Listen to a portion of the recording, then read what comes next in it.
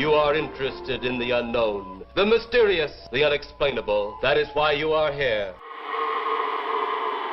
3, 2, 1.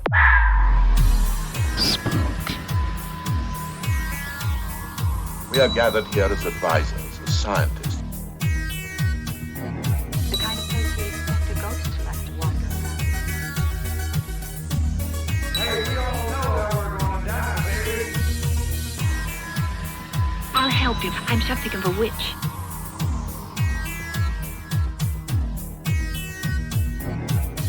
Welcome to Mission Spooky. I'm your pretty okay, wonderfully fantastic host, JC. With me, as per usual, is the decently okay Kiki. I think that was a downgrade from my last one. That's what you get. Try and threaten me with the opinions of our listeners. In all fairness, it was literally one listener who really bitched about you.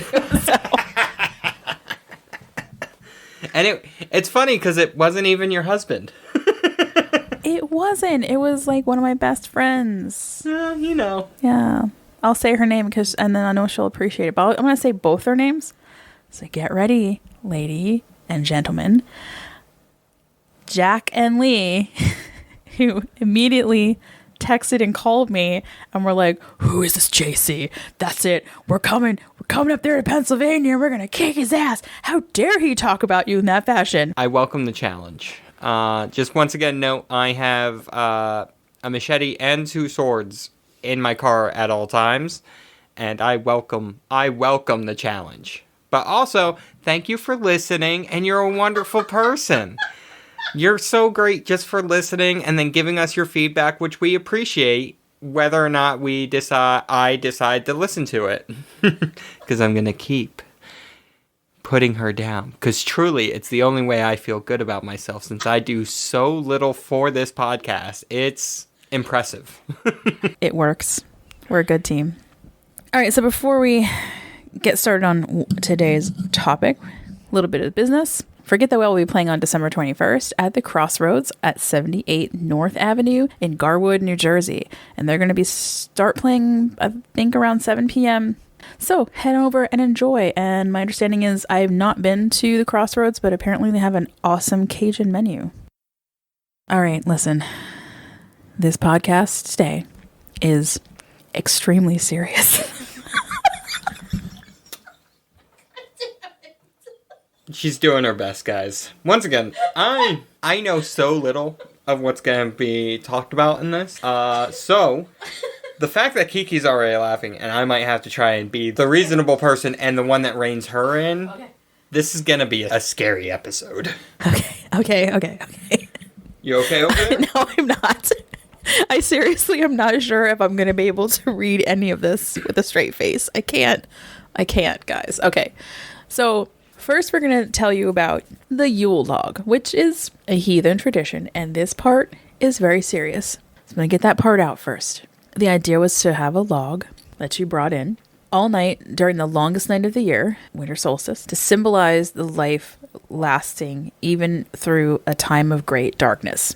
And its fire represented the rekindling of the sun in the morning, and then the ashes or pieces of the log were used as protection amulets, which I think is pretty cool. Those of us without a fireplace, even because this is tradition goes on today. So if you don't have a fireplace, you can get a 24-hour candle and light that, and that can symbolize your Yule log. That's about as serious as it's going to get. From here on out, it's going to be really difficult for me to keep a straight face talking about this stuff. I'm so excited. So we are going to talk about Yule log first, and the next parts are going to be about the Christian version of Yule log. And then after that, we got some really cool sort of strange traditions that are around Christmas and not necessarily pagan or heathen in origin. So for Christians who took the Yule log from the heathens, as they took almost all of Christmas, I mean, let's face it, they took all of Christmas from Yule. Cough, cough. Jesus was born in August. Cough, cough. Thank you. See, JC acts like he doesn't know anything, but he does. I know something. I'm not prepared for what we're going to be talking about on most of these episodes. So the Yule log has come to symbolize the battle between good and evil, or how Christ will triumph over sin. However, I'm personally not exactly sure how that's supposed to work, because if Christ is the log and the fire is evil, well, he's just going to be turned into a pile of ashes. So how is that a win? Are you sure that that's what it means? That's the representation? Oh yeah, because Christians are dumb.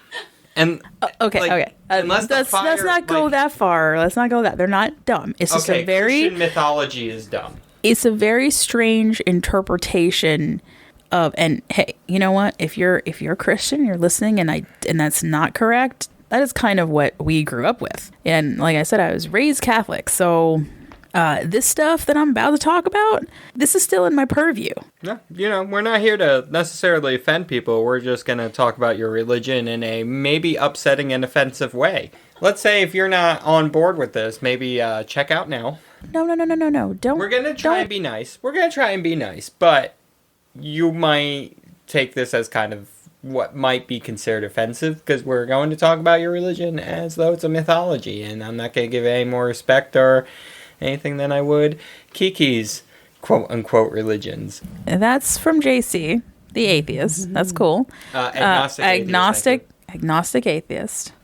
Now, I'm going to take this seriously for a reason, though, because I want to point out in this episode specifically, is that there are some very strange Christian-based customs and traditions, and I just remember, kind of growing up and being sort of made fun of if you were pagan or heathen. You worship all these gods. What the hell's wrong with you? Blah, blah, blah. Guys, we're going to talk about, first of all, the Tio de Nadal. And do you know what that is, guys? I'm going to speak for them and say no. The Tio de Nadal dates back to the industrial era, when feces was a big business. Yes, that's right, spooksters. We're talking about poop in a Christmas story, and it's not South Park. I believe this episode's about to get real shitty. Please, it has taken all of anything left of professionalism that I have to talk about this without cracking up. See, I'm doing my best to restrain myself, because I know I have to be the responsible adult here,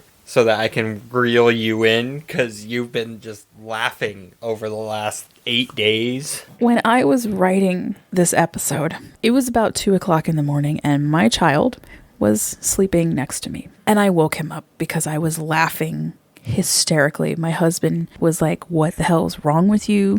Why don't you go to sleep?" I'm like, "I gotta finish this." I had such a giggling fit. It was ridiculous. And when I get to the part that made me laugh the most, it's coming up in a few minutes, guys, so I'm really going to try to hold it together. Okay. This comes from the Catalan farmers. We're talking Spain here. Okay. So they used to fertilize their fields, obviously, with, poo. And the buying and selling of waste provided a valuable source of revenue. This is an economy. But the poo trade lent itself to many festive traditions. I'm not exactly sure why. But they include the Kagane, which is a little ceramic dude who defecates in a nativity scene. Can you repeat that, please? I can't. I haven't even gotten to the part. So does he go like next to the three wise men, or over by the sheep, or is he like just on the little barn, or do you just put him right next to Jesus, little baby Jesus? Where do you put the guy just taking a dump? What is with these people? No, you're right. I remember specifically in the story of the Nativity where it was John, his name was John, that's actually where we get the name John for toilets from, was behind Jesus. He was the owner of the stable, and he was just taking a big old dump. During the three wise men were like, "Could you find somewhere maybe not so close to a baby?" And he's like, "This is where I do my poop." I remember that story. Thank you for reminding me. Ugh. Yeah, I was definitely taught that story in Catholic school. Yeah, so just so you guys know, Kagane means shitter. Like, he's actually shitting where Jesus is, and no one seems to complain about this at all. I would have wanted to speak to a manager. Okay, Karen. Who is managing this nativity scene? Excuse me, but there's someone defecating in the corner over there. So the Kagane gave rise to the Yule Log. Each year, You can do this, Kiki. dear Loki, please give me the strength to just get through this next paragraph. Each year, beginning after the Feast of the Immaculate Conception, on December the 8th, Catalan families will bring out their log to feed it offerings of nuts. She couldn't do it. This is obvious proof that Loki doesn't exist. I'm gonna die. We'll get through this, guys. We'll get through this. The recording of this episode has taken 7 years. You feed it nuts, vegetables, and water, and then children feed the Tio in hopes that it will bring them sweet treats on Christmas Eve. Wait, sweet treats from a log? Step 1, how do you feed a log? Here's the thing. We're going to get into that in a minute, okay? Because when you hear the tie-in that I'm going to give you, it's going to be great. Okay. Sorry, guys. I'm going to try to keep it professional from now on. To keep the Tio happy and warm, he is often covered with his little red blanket. Oh, that's cute. It's kind of cute. He's got a big happy face on him, too, that they draw on there. On Christmas Eve or Christmas Day, it varies depending on your family. The children will gather around their log and begin beating it with sticks. So wait, there... while singing a traditional song called the Kagatiu to entice them to poop out presents. Let me just keep going. Let me just get through this part, and then you can have at it, okay? Okay, because I have several things. After they have beaten the log and sang their song, the children go into another room to pray to Tio, and they pray that it brings them sweets. When they return, they lift up the blanket to discover that their log has dropped goodies. Each member of the family takes a turn reaching into the pile that was left for them and passes Tio's gifts around to share. And the family has feasted on the treats. The Tio is traditionally burned to provide the family warmth. And also, now that you've just made a fucking Christmas butsaman, yeah, you better burn that little bastard. I want a horror movie about this. December 26th. That little fucker gets up and starts shitting on everything. Merry Christmas, assholes! So, first off, I'd like to state that I beat a certain log every night. Secondly, so they're using sticks to beat this log. Do you think they're from the same tree? And if they are, do you think the log knows? And if it does it know it's being hit with parts of its body? And is that essentially the equivalent of chopping somebody's arms and legs off and then using them to beat them with to death? Yeah, no. Actually, not even to death. Just until they poo. Just until they poop. How do you feed a log food? And then how does a log poop? How do you make a log poop?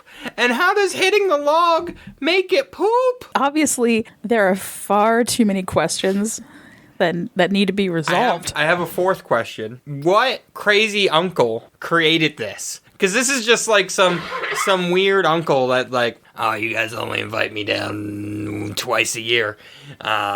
You know what? It's Homeless Gary. Homeless Gary invented this festivity. So, I just want to point out that this whole thing brings new meaning for me to Mr. Hanky, the Christmas poo.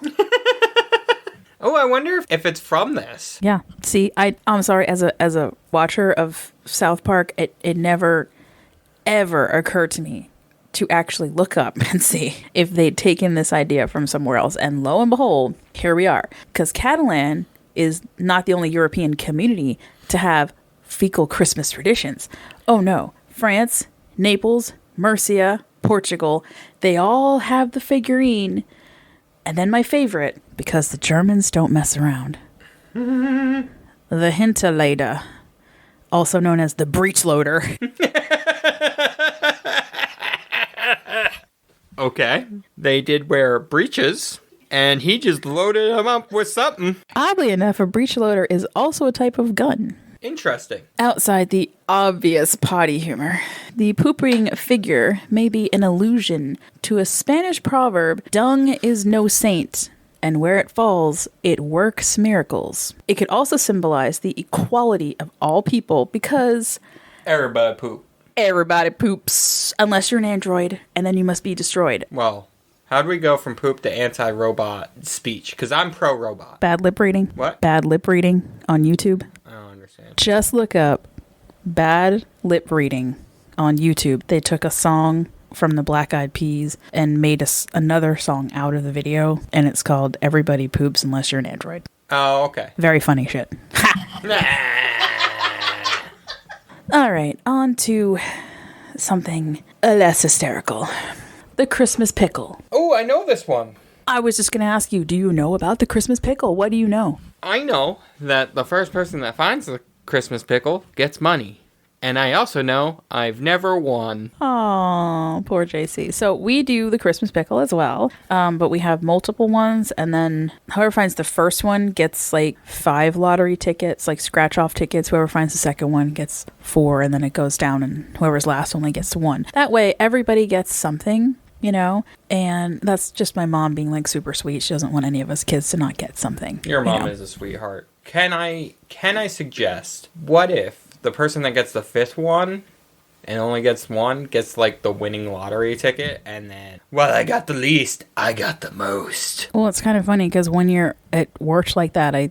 My husband got, I think, the last one, and he won $50. So that was pretty cool. Okay, so tell me about this Christmas pickle. Where do you think it originates from? Well, my family that celebrates it is from all over the place, but mainly PA Dutch. The tradition is thought to be German in origin, but I'm going to ruin Christmas for you guys. I doubt it. A recent survey of Germans proved that only 8% of them even know about the quote-unquote pickle tradition of Germany. Okay. And only 2% of them practiced the tradition. While it's possible that a small pocket of Germany, almost like Catalan, is doing this Tio de Nadal thing, it's possible that it's regional in Germany. But the truth is that it was started by an American company called Old World Christmas Shop, who still sells the pickle to this day. And in the 1980s, the owner wrote the whole tradition out and sold it with the pickle. The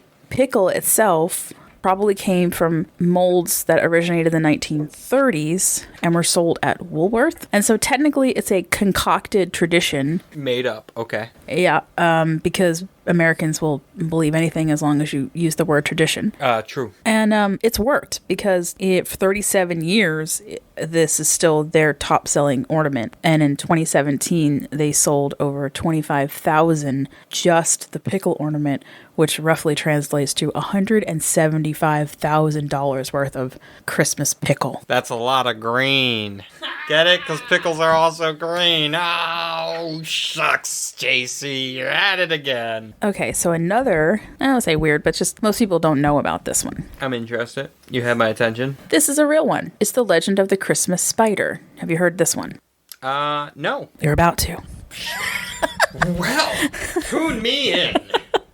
Okay, so this is from Eastern European folktale, and it explains the origin of tinsel on your Christmas tree. It was most prevalent in the Ukraine, where small ornaments in the shape of spiders are traditionally part of their Christmas tree decorations. The origins of the folktale are not exactly clear, and they actually can go back and forth between saying it was Germany or the Ukraine, and even Poland. All of those places you'll find a traditional ornament of a spider on the tree, so it could be anywhere in that vicinity that started the folktale. But it goes like this. A poor but hard-working widow once lived in a small hut with her children. One summer day, a pine cone fell on the earthen floor of the hut and took root. The widow's children cared for the tree, excited at the prospect of having a Christmas tree by winter. The tree grew, but when Christmas Eve arrived, they could not afford to decorate it. The children sadly went to bed and fell asleep. Wait, I'm sorry. You said on Christmas Eve they decorated it? Not the first day of November. Not October 1st, but the day right before Christmas is when they decorated. Is that right, Kiki? That is 100% correct. And I just want to point out that in my own family, our tradition was we did not decorate the Christmas tree until Christmas Eve. Nice. Very, very nice. I believe that people just shouldn't decorate for Christmas because it's a waste of time and it's cold outside, so why bother? Well, people that decorate outside, too cold. Well, since you're decorating in November now anyway, you know. Still too cold. So they went to sleep and they were sad. Early the next morning, they woke up and saw the tree was covered with cobwebs. When they opened the window, the first rays of sunlight touched the cobwebs and turned them into gold and silver. Oh, that's nice. The widow was overjoyed, and so were the kids, and then they never lived in poverty again. So that was a special 'cause they magical, had webs of gold and silver. yeah, it was a special magical Christmas miracle. Christmas spider, which now I want to like make one. I like that little tradition. It's nice because it's not over the top. It's not beating the shit out of a log. You know, it's nice. It's wholesome. I like wholesome sometimes. Yeah, and what I think is interesting is that in many cultures, the spider is a trickster, but not necessarily a bad one, like Anansi from the African traditions. I don't know if you read any of those tales. I read them to the kid now because I read them when I was a child. How Anansi does things that get him in trouble, but he always winds up learning a lesson in the end. Spiders are cool. Don't kill spiders in your house either. I cannot stand spiders, but we had this dark fishing spider that was in here and I freaked out, but I managed to hold my shit together. Pun intended. And I got a plastic container and I put her in it and she was fucking huge. I don't know if you've ever seen a dark fishing spider. They're enormous. They're ridiculous. And I got her into a thing and she scared the crap out of me.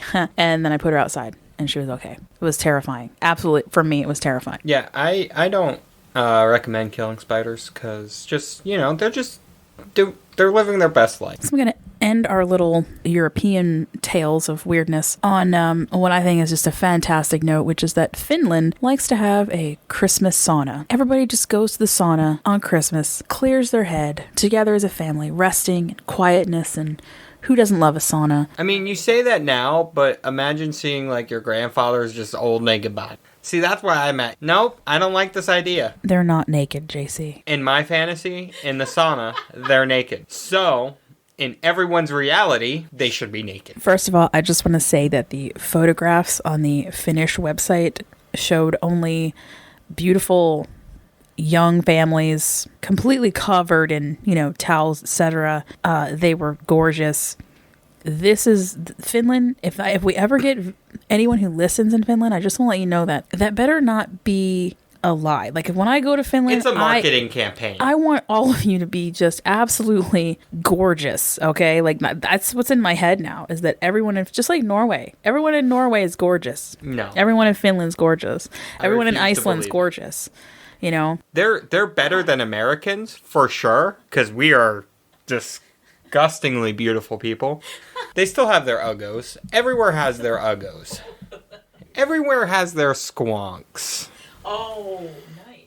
Yeah. Bringing the squonk in. Oh, yeah.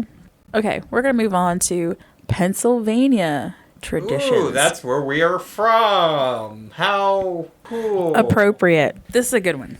I bet you've never heard of this. I doubt it. So in Lancaster County, German immigrants hung their trees upside down because most of the ornaments were edible and they didn't want mice eating them. You're right. I never heard of that. That is correct. There's pictures. I'll have to share all this stuff with you guys on Instagram. In Bethlehem, which is not too far from where we are now, the Moravians design elaborate nativity scene dioramas called putz, which I found out is German for plaster, but also decoration. So these were so fancy that folks would actually travel to each other's homes to see everyone's setups. And at the Moravian College, I believe, in downtown Bethlehem, they do a huge nativity diorama that's pretty off the chain for dioramas. Like, there's real plants and stuff, But I just want to talk about a putz for a second, because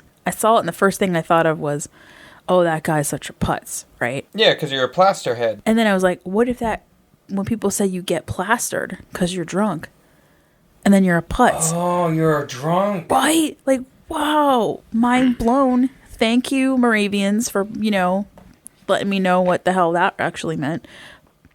But the fact that it also means decorations because, German. Yeah. And I'm only saying that because I've said a million times, I'm trying to learn German, and what is with one word meaning like a million different things just depending on what you put in front of it. Oh my, I can't, yeah, anyway, I'm getting there. It's all right. Anyway, okay, next one, Amish. They celebrate second Christmas. Are they the hobbits of Christmas? Yes. I'd also like to point out that in some European countries, which I can't remember exactly which ones, but people actually do have second breakfast. That's like a real thing. I was impressed. Well, duh. Right? Like second breakfast? Dude, why not? Okay, so second Christmas is celebrated with pork knuckles and sauerkraut. It's another day to go visit family and friends that you may not have gotten to see on Christmas Day. And I think that's nice because when we were celebrating Christmas when I was little, we would actually do that on Christmas Eve. Yeah. Their second Christmas is the 26th. So they wait for the next day after. So kids will actually be out of school then for like those 3 days. All right. Italian Americans. I don't know how many people know it unless they're Italian. Pizzelles. I'm interested. You've never had a pizzelle? No.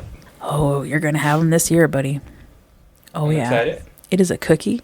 Ooh, I'm even more interested. And it's made with a very special pizzelle press, which is like a special waffle maker. Okay. Only they are super thin Okay. and crisp when they come out.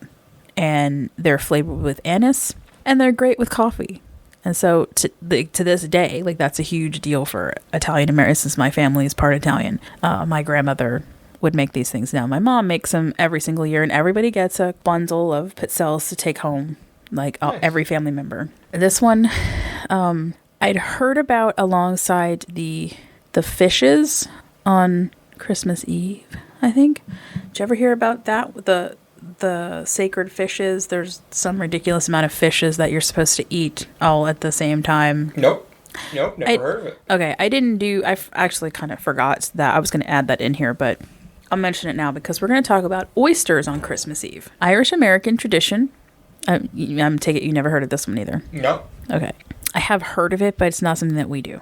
It is Okay. a Christmas meal in Ireland. Usually had a simple stew made of dried ling, which is of codfish type fish, milk, butter, and pepper. And so when the Irish came to the United States, though, they couldn't find ling anymore, but they could find oysters because oysters, even in the 1860s, were canned and pickled and dried throughout the entire country. So they were readily available at the time. And they have the same like salty chewiness to them. So they sort of transferred their ling stew to create an oyster stew. I seem to have focused a lot on food, by the way.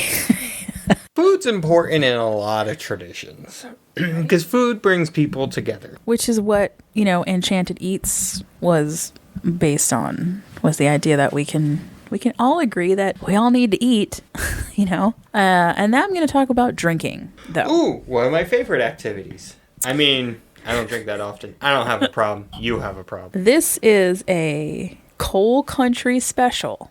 So you have to live out here, Allentown, Bethlehem, Easton, Anthracite country, right? It was brought here by Lithuanian immigrants, and it's called boilo. And it is a very simple recipe, and I'm going to make it. And I'm going to put that recipe on Instagram, too, because I think some of you guys out there might want to give this a try. It is, the ingredients are clover honey, oranges, lemons, cinnamon sticks, caraway seeds, and a half gallon of grain alcohol. Nice. That sounds pretty okay. That sounds delightful. Yeah. So I'm going to make it because it's like really super easy. You kind of boil all these things down. And then I believe the way that it's going to happen will be sort of a syrupy type thing is going to happen. And at the end, you pour the alcohol into that syrup and mix it up. And it's going to be like, I think it's going to taste really fucking good. Oh, yeah. Nice. I'm excited to try that. And the best part is that because you do have to drive quite a ways to get back and forth to the studio, Yes, the studio. Yes. I can put it in a mason jar, lid it up, and you can take it with you. So you can drink it at the house. You don't have to. We don't Because- want you drinking and driving. Yes. Responsible. Yes. Don't drink and drive, guys. If you could have one thing from us. I know we always say, don't die, but if you do, contact us. Don't contact us if you die drinking and driving, because we'll be very sad and we'll miss you. Don't do it, guys. Just don't. That's coming from JC, from my heart, from JC's little tiny heart. I love you guys, all of you, except you, and you know who you are. On that note, I'm going to end with one of the best little traditions we have going around here. Again, our Pennsylvania Germans, Pennsylvania Dutch, and Swiss immigrants. The Belschnickel. Belschnickel? I've heard of this. He was on a popular TV show that aired for several years, and one of the main characters played him on a Christmas episode. That is how I'll describe my knowledge of the Belschnickel. Yep, that's not untrue. I know what you're talking about. The TV show was filmed in the city of Scranton. Well, it wasn't actually filmed there. It was set there. So the Belschnickel is a sinister version of Santa Claus. While he brings gifts to children on Christmas, the Belschnickel threatens children who misbehave, and he beats them with a switch. Wait, what kind of switch? Do you think it was a heavy one or a light switch? It was a light switch. That's still one of my favorite jokes, guys. He rattles his chains and commits acts of vandalism, harassment, and some light home invasion. So some B&Es there. How is there light home invasion? Like, it's either home invasion or not. I don't think the judge is gonna be like, well, sir, you've only done light home invasion, so we'll take it easy. No, it's you commit home invasion, go to fuck to jail. So how does he commit home invasion? I don't know. Would you because say that technically Santa also commits home invasion? On such a grand scale that I think that's the only reason the guy hasn't been caught, because we're talking about, like, you'd have to have Interpol involved. Yeah, really, it's just all the different, like, police departments, essentially, being like, no, we'll arrest him.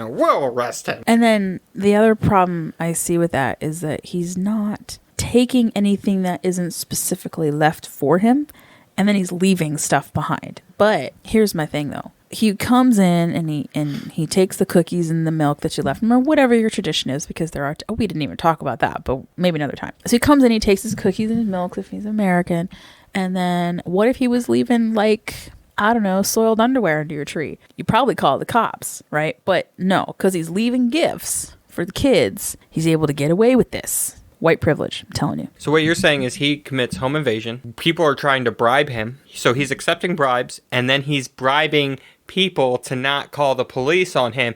Santa is one of the biggest criminals in this world, and I believe there should be an expedition to the Antarctica or the North Pole, wherever it is. Maybe he's not really at the North Pole. Maybe he's at the South Pole. We don't know, because he's a criminal. He could be lying, and we need to execute this man on sight. He's too dangerous to live. You heard it from JC first, guys. We need to kill Santa. You know, all I have to say is movie idea. Hold on. Wait, because we've already had Santa versus the Martians. Okay. Yeah, we have. All right. Okay. What if we do a film? Gryla, Belschnickel, and Krampus versus Santa Claus. Does Santa have his army of elves? Oh, we're doing this. Yeah, let's do it. Okay. Of course he has his quote-unquote army. How many elves? I mean... Let's say 500. Okay, so 500 elves. But Gryla has 40 children, 13 of which are, like, total psychos. Okay, Meat Hook alone could probably take out, like, 150 elves by himself. No, that's not true. Because Santa also has 9 badass reindeer. I'm including Rudolph. No, I was going to say, I beg to differ that all 9. I really honestly think that Blitzen is the only one that could really take anybody out. No, they're all badass, and they'll work as a team. And reindeer, they're pretty impressive creatures. Especially, they all have magic powers. They can all fly. Okay, Rudolph has a red nose, which is blinding. I assume if it can light up Santa's way through blizzards and stuff, it has to be a pretty bright freaking light. Also, the last I saw, Santa befriended a Yeti. So he has access to the Yeti militia. Hold on while Kiki does research to try and prove her point that she would win this fight. Santa ain't going down with no fight. I know several minutes ago I said that we should be killing Santa. Okay, Krampus. He also has evil elves. Oh, exceedingly strong, able to casually overpower, maul, and lift grown humans. Super stamina. As a god, he never tires. Teleportation. He can teleport to another location in the blink of an eye. And you know where I'm getting this information from? Supernatural fandom site. One moment while I throw up. I'd trust Wikipedia more. And we're starting with Krampus. Here's his weakness. If he's given a piece of fruit, typically an apple or an orange, by a child, he will sit down to eat the gift, sharing it with whomever is there, and engage in polite conversation. Krampus then leaves the area, harming no one. Krampus may be a demon, but he is fair and impartial. Might I suggest that Santa knows that As Krampus is, to my knowledge, Santa's biggest foe, he would easily know how to take out Krampus. So Krampus is hardly a match, as he would be the first one Santa disables. So what you're saying is that Santa Claus would be willing to put a child in danger in order to get rid of Krampus? What I'm saying is Santa really wouldn't be putting that child in danger because Santa would know that that child is well instructed in how to get rid of Krampus. So the child's not really in danger. Except that Gryla is also there, and since she eats children, good luck with that. The child will be protected from Gryla as she will be distracted via give me her weakness, please. So, since we're doing this on the fly, Uh-huh. I like it. I tried to type in Gryla's weakness, and instead Did it bring up a porn site? no. Even funnier than that, actually. I know. It decided to try to give me Bear Grylls' weakness. Which is You know who I'm talking not about, right? having a film crew. No, he suffers actually from life-threatening anaphylactic shock from bee stings. So, Oh, I didn't know that. yeah, that's actually That's kind of scary. I yeah, think I right. fuck with Like, that. right? No, I thought it was just, poor you bear. know. I like that guy. I don't. Let it be on the record. JC does not approve. Why don't you like Bear Grylls? Because Les Strauss, the Survivor Man, is significantly better, more informational, and actually does the 7 or however many days in those environments. Yeah, okay. Gryla doesn't have any weaknesses. She's also a freaking troll. She's huge. She's giant. She's way bigger than. Okay, so Santa's gonna send the Yeti militia against her. Hold on. Since when the hell does Santa get the Yeti militia? You can't Well, be so using. No. Hold on. You can't use Rudolph the Red-Nosed Reindeer from Rankin and Bass as like your no. False, I can. And he has a Yeti militia. It was in a documentary, a historical documentary. So it is factual and can be used. It is part of the Santa mythos. Thank you. Have a nice day. He has at least one Super Yeti on his side.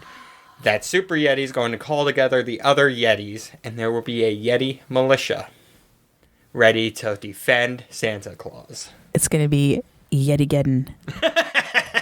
That was good. That was pretty good. That's your one and only compliment from me. So the Yetis will tie her up. Obviously, the cat, the Yule cat, easy peasy. Mrs. Claus has a ball of yarn. There you go, kitty cat. Have That's at a it. damn big ball of yarn. You do realize that the cat is huge. Huge cat, right? Mrs. Claus is also a magical being that can also just create a giant ball of yarn. Okay, first of all, I like how I said that it was Santa Claus alone versus the 3 baddies. No. Quote unquote baddies. And now you've added in the elves, the Yeti militia, the reindeer? wife, the reindeer. You know, I'll accept the reindeer, but They're Mrs. attacking. Claus too? These 3 are going at Santa in his compound. He has access to all of his resources. You're lucky I'm not bringing living toys into this bullshit, because I was thinking about it already. I've already limited myself to what I believe Santa should have, and an army of snowmen. Well, snow people. I'm not here to assume their gender, but I just want you to know I'm limiting myself. You have no idea who you're up against. Do those toys come from the Isle of Misfit toys? Not all of them, but some of them definitely will. And I think the Isle of Misfit toys would probably be some of Santa's strongest allies. Well, there you have it, spooksters. Apparently, JC has decided that Santa Claus could totally whip Gryla and Krampus, and we didn't even talk about Belschnickles, because honestly, the guy's kind of a huge drunk who just likes to break into people's houses. Yeah, and scare hit kids with a switch. Yeah. Which, okay, little side story. My great uncle, and I didn't know this because I was not born yet, and he was gone by the time I would remember any of this. He used to dress up as the Belschnickles and scare the crap out of all the kids in my mom's family when she was growing up. Oh, nice. Yeah. She said he'd get a little drunk and then have at it. And, yeah, it was kind of funny. I wish I had pictures of him dressed up like that, because that would be funny. So, Santa for the win. All right, well, fine. if those 3 decide to attack Santa's compound, now if they go at him when he's alone, I think that might be a little different. But right now, that version, Santa's compound, that's where we're ending it today, because it gives me a win. So, I think for fun, we're going to put a Twitter survey up, who would win.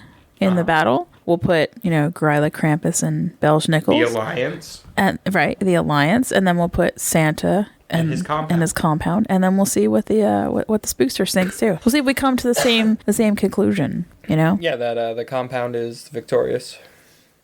Just because when you're defending a location, you have a much greater strategic advantage. And I don't think those three are bringing enough to the table. Those elves, they spend all year making toys. They're jacked. They're not pansy little elves, okay? Okay, so since we talked about at the end of the last podcast, the little mess up that we had with Patreon, we have now been unmarked as adult content because, that was my mess up. So you should be able to find us now with no problemo. Mission Spooky at Patreon. Like we said before, though, we have tiers 1 and 2. We're going to be working on 3 and up coming in January. We have a lot of cool ideas. But now you can find us with no problem. Yay. Yeah. And once again, we thank you guys for your patience because we are amateurs at this. We are figuring this out as we go. And we're doing what we can. I mean, Kiki's doing most of it. As much as I don't like giving her compliments, she is doing a lot, and we really appreciate, once again, all the feedback you guys give us is outstanding, and we do take it into consideration.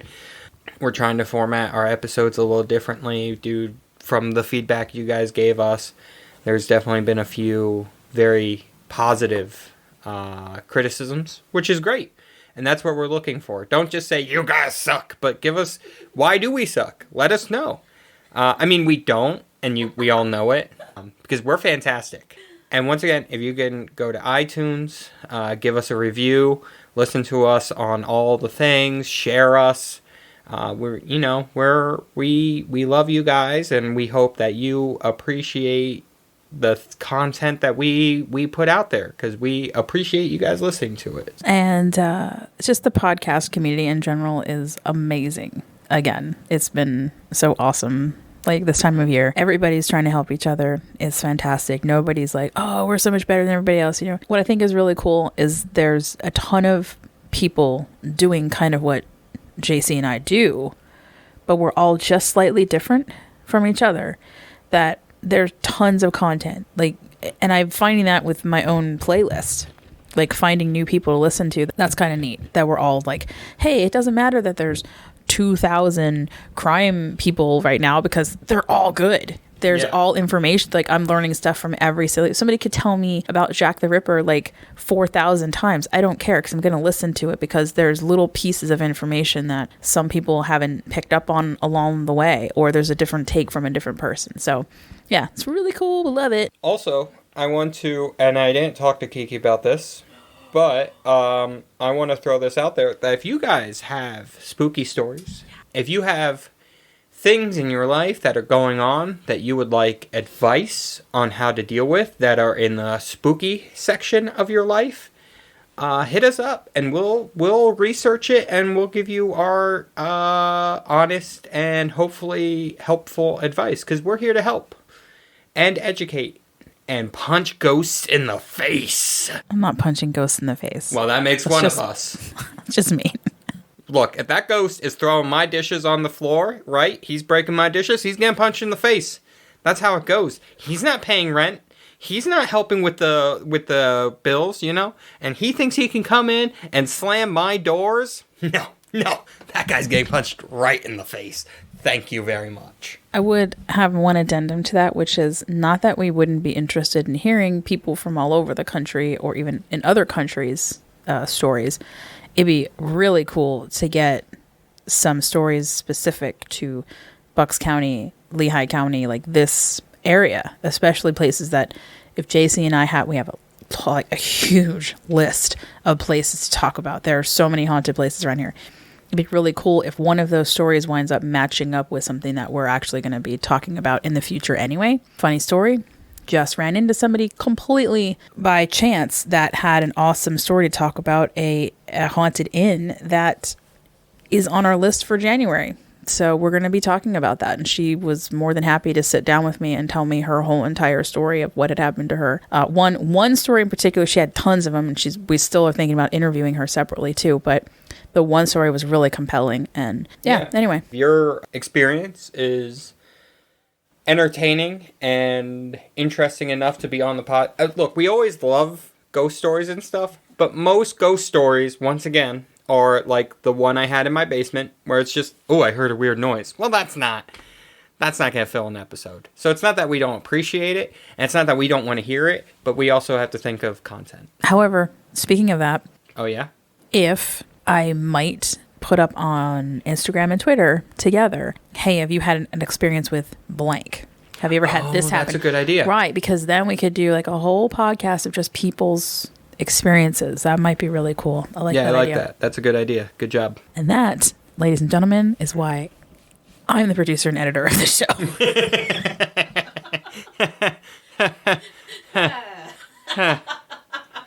You've done a great job coming up with the ideas for our Patreon tiers. So that's I did a thing, guys. I did a 100% thing. you. So proud of you. Oh my God. Awesome. Let's just say one of the tiers we're playing around with involves me sending you things I draw. And let's just say I'm a terrible artist, but it'll be funny.